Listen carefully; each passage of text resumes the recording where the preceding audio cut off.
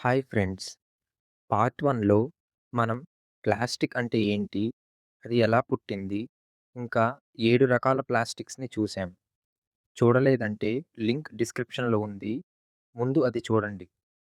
ఈ వీడియోలో మనం ప్లాస్టిక్‌ని ఎంత వాడుతున్నామో, సింగిల్ యూజ్ ప్లాస్టిక్ వల్ల ఎగ్జాక్ట్‌లీ ఏం జరుగుతుందో, మైక్రో ప్లాస్టిక్స్ మన బాడీలోకి ఎలా వస్తున్నాయో, ఇంకా మనం ఈ విశ్వాసఘాతక స్నేహితుల నుంచి బయటపడే ఏంటో చూద్దాం. ముందుగా మనం ప్లాస్టిక్‌ని ఎంత వాడుతున్నామో తెలుసుకుందాం. 1950లో మనుషులు ఏడాదికి 2,000,000 టన్నుల ప్లాస్టిక్‌ని యూజ్ చేశారు.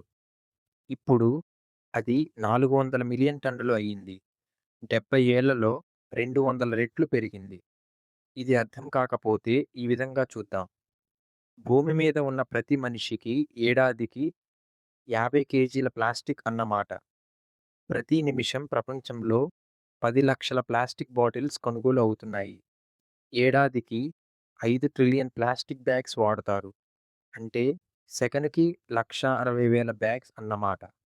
ఇక ఇండియా విషయానికొస్తే మనం ఏడాదికి 14,000,000 టన్నుల ప్లాస్టిక్ వేస్ట్‌ని జనరేట్ చేస్తున్నాం. దీనిలో సగానికి పైగా రీసైకిల్ అవ్వడం లేదు. గంగా, యమున వంటి పవిత్ర నదులు ప్రపంచంలో అత్యంత ప్లాస్టిక్ పొల్యూటెడ్‌గా ఉన్నాయి. ఇప్పుడు సింగిల్ యూజ్ ప్లాస్టిక్ అంటే ఏంటో చూద్దాం. మనమందరం ప్లాస్టిక్ స్ట్రాని చాలా సార్లు యూజ్ చేసే ఉంటాం. దాన్ని తయారు చేయడానికి కొన్ని సెకండ్స్ చాలు. దాన్ని వాడే టైం 5 నిమిషాలు. కానీ దాన్ని భూమి డైజెస్ట్ చేసే టైం 200 సంవత్సరాలు. ఇదే సింగిల్ యూజ్ ప్లాస్టిక్ యొక్క అసలు ప్రాబ్లమ్.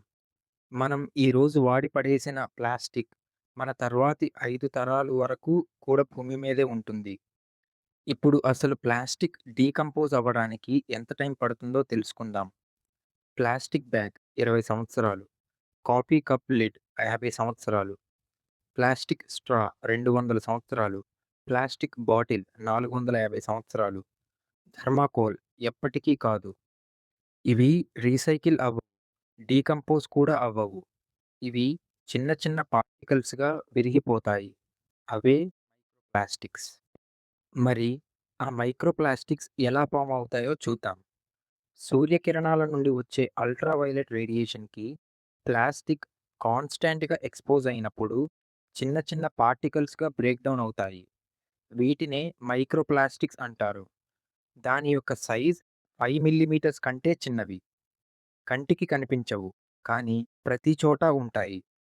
నమ్మదగిన రీసెర్చ్ ఏం చెప్తోందంటే, ఒక మనిషి వారానికి సుమారు 5 గ్రాముల మైక్రో ప్లాస్టిక్స్‌ని తింటున్నాడు. అంటే ఒక క్రెడిట్ కార్డ్ సైజ్ ప్లాస్టిక్ అన్నమాట. మరి ఇవి మన బాడీలో ఏం చేస్తాయి? మైక్రో ప్లాస్టిక్స్ బాడీలోకి వచ్చినప్పుడు ఇమ్యూన్ సిస్టమ్ వాటిని ఎనిమీగా రికగ్నైజ్ చేస్తుంది. డిస్ట్రాయ్ చేయడానికి ట్రై చేస్తుంది. కానీ ప్లాస్టిక్‌ని డిస్ట్రాయ్ చేయలేదు. దాంతో ఇమ్యూన్ సిస్టమ్ ఒకే చోట కంటిన్యూయస్‌లీ ఫైట్ చేస్తూనే ఉంటుంది. ఇదే క్రోనిక్ ఇన్ఫర్మేషన్ అంటే. దీర్ఘకాలంగా ఉంటుంది. అది చాలా కాలం జరిగితే డీఎన్ఏ డ్యామేజ్ మొదలవుతుంది. హెల్తీ సెల్స్ అన్‌కంట్రోలబుల్లీ డివైడ్ అవ్వడం మొదలుపెడతాయి. అదే క్యాన్సర్‌కి దారితీస్తుంది. 2024లో ఇంగ్లాండ్‌లో జరిగిన ఒక మెడికల్ స్టడీలో హార్ట్‌కి బ్లడ్ సప్లై చేసే ఆర్టరీస్‌లో మైక్రో ప్లాస్టిక్స్‌ని కనిపెట్టారు. ఆ పేషెంట్స్‌లో heart attack and stroke risk దాదాపు రెట్టింపు అయింది. మీరు ఈరోజు థర్మోకోల్ కప్‌లో తాగిన టీ బాడీలో ఒక చిన్న ఫైర్ వెలిగించింది. ఇప్పుడు సొల్యూషన్స్ పార్ట్‌లోకి వెళ్దాం. ముందుగా ప్రపంచ స్థాయిలోని గవర్నమెంట్స్ ఏం చేస్తున్నాయో చూద్దాం. 2021లో European Union straws, plastic cutlery, styrofoam cups, cotton buds లాంటి ప్లాస్టిక్‌ని 27 దేశాల్లో ఒకేసారి బ్యాన్ చేసింది. చైనా అయితే మేజర్ సిటీస్‌లో నాన్ బయోడిగ్రేడబుల్ బ్యాగ్స్ బ్యాన్ చేసింది. కానీ అన్నింటికంటే ఇంట్రెస్టింగ్ ఎగ్జాంపుల్ రువాండా దేశానిది. 2008లోనే ప్లాస్టిక్ బ్యాగ్స్‌ని కంప్లీట్‌గా బ్యాన్ చేసింది. అక్కడి ఎయిర్‌పోర్ట్‌లో దిగినప్పుడే బ్యాగ్స్ చెక్ చేస్తారు. ప్లాస్టిక్ ఉంటే కాన్ఫిస్కేట్ చేసేస్తారు. ఫైన్ కాదు, వార్నింగ్ కాదు. డైరెక్ట్‌గా జైలే. రిజల్ట్ రువాండా ఈరోజు ఆఫ్రికాలోనే క్లీనెస్ట్ కంట్రీ. ఇప్పుడు ఇండియా విషయానికొస్తే 2022లో ఇండియన్ గవర్నమెంట్ ఒక పెద్ద డెసిషన్ తీసుకుంది. 19 రకాల సింగిల్ యూజ్ ప్లాస్టిక్ ఐటెమ్స్‌ని అఫీషియల్‌గా బ్యాన్ చేసింది. Ear buds, balloon sticks, plastic flags, thermocol decoration ఇలా అన్నీ ఒకే రాత్రి ఇల్లీగల్ అయిపోయాయి. అంతేకాదు ప్లాస్టిక్ వేస్ట్ మేనేజ్మెంట్ రూల్స్ 2022 క్రింద 75 మైక్రాన్స్ కంటే తక్కువ థిక్‌నెస్ ఉన్న క్యారీ బ్యాగ్స్‌ని పూర్తిగా బ్యాన్ చేశారు. 75 మైక్రాన్స్ అంటే దాదాపు మనిషి హెయిర్ థిక్‌నెస్ కంటే తక్కువ. ఎందుకంటే సన్నటి బ్యాగ్స్ చాలా లైట్ వెయిట్‌గా ఉండి గాలిలో ఎగురుతాయి, చెట్లకి చుట్టుకుంటాయి, నదుల్లో కూడా తేలుతాయి. రీసైకిల్ చేయడం దాదాపు ఇంపాసిబులే. పైగా వీటిని చాలా తక్కువ కాస్ట్‌లో చేయవచ్చు కాబట్టి ప్రొడక్షన్ అండ్ యూసేజ్‌ని కంట్రోల్ చేయలేకపోతున్నారు. ఇప్పుడు ఇండస్ట్రీ లెవెల్‌లో కంపెనీస్ ఏం చేస్తున్నాయో చూద్దాం. Number 1 mushroom packaging. IKEA, Dell లాంటి కంపెనీస్ మష్రూమ్ రూట్స్‌ని యూజ్ చేసి ప్యాకేజింగ్ చేస్తున్నాయి. ఇవి థర్మాకోల్‌లా ప్రొటెక్ట్ చేస్తుంది కానీ 30 రోజుల్లో కంప్లీట్‌గా డీకంపోజ్ అయిపోతుంది. Number 2 seaweed packaging. సముద్రపు నాచు నుంచి తయారు చేస్తారు. నీళ్లలో కరిగిపోతుంది. జస్ట్ ఇమాజిన్ చేయండి సాస్ ప్యాకెట్‌ని కూడా తినేసే రోజు వస్తోందని. ఇప్పుడు చాలా ఇంట్రెస్టింగ్ విషయం చెప్తాను. 2016లో జపాన్‌లోని సైంటిస్ట్స్ ఒక బ్యాక్టీరియాని కనిపెట్టారు. ఇడియోనెల్లా సకాయెన్సిస్. ఇది పాలీఇథిలిన్ టెరాప్థలేట్. పెట్ ప్లాస్టిక్‌ని తన ఫుడ్‌గా తీసుకుంటుంది. లిటరల్లీ తినేస్తుంది కూడా.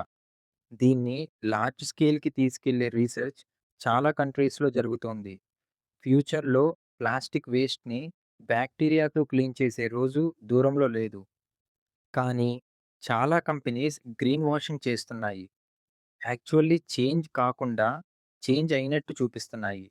మన భాషలో చెప్పాలంటే మసిపూసిన మారేడుకాయ. లోపల సేమ్ హార్మ్‌ఫుల్ ప్లాస్టిక్. బయట మాత్రం ఈకో ఫ్రెండ్లీ, గ్రీన్, సస్టైనబుల్ అని రాస్తారు. ప్రొడక్ట్ మారలేదు కానీ లేబుల్ మారింది అంతే. ఈకో ఫ్రెండ్లీ అని రాసినంత మాత్రాన నమ్మకండి. ఇంగ్రీడియెంట్స్ చూడండి. థర్డ్ పార్టీ సర్టిఫికేషన్స్ చూడండి. ఒక్క స్టిక్కర్ అంటించినంత మాత్రాన ఈకో ఫ్రెండ్లీ కాదని గుర్తుపెట్టుకోండి. మరి వ్యక్తిగతంగా మనం చేయగలిగేవి ఏంటో చూద్దాం. రీయూజబుల్ బ్యాగ్, బాటిల్ క్యారీ చేయండి. రోజు ఒక్క ప్లాస్టిక్ తగ్గించినా చాలా మార్పు తెస్తుంది. మునుపటి వీడియోలో డిస్కస్ చేసిన ప్రకారం నంబర్ 3 అండ్ 6 ప్లాస్టిక్‌ని అవాయిడ్ చేయండి. ముఖ్యంగా హాట్ ఫుడ్‌ని థర్మాకోల్‌లో పెట్టకూడదు. నిత్యావసర సరుకుల్ని వీలైనంత వరకు లూజ్‌లో కొనండి. అన్నెసెసరీ ప్యాకేజింగ్ ఉన్న ప్రొడక్ట్స్ వద్దు. రీఫిల్ స్టేషన్స్ వాడండి. చాలా చోట్ల ఇప్పుడు అవైలబుల్‌గా ఉన్నాయి. ప్లాస్టిక్‌ని కంప్లీట్‌గా ఎలిమినేట్ చేయడం మన చేతుల్లో లేదు. అది పాసిబుల్ కూడా కాదు. రెస్పాన్సిబుల్‌గా వాడడం, స్మార్ట్‌గా చూస్ చేయడం నేర్చుకోవడమే మన అసలైన గోల్. బయటికి వెళ్తే షాప్స్‌లో ప్లాస్టిక్ బ్యాగ్స్ ఇస్తారు. రెస్టారెంట్స్‌లో థర్మాకోల్ ప్లేట్స్ ఉంటాయి. ఎవ్రీవేర్ ప్లాస్టికే ఉంటుంది. అది మన కంట్రోల్‌లో లేదు.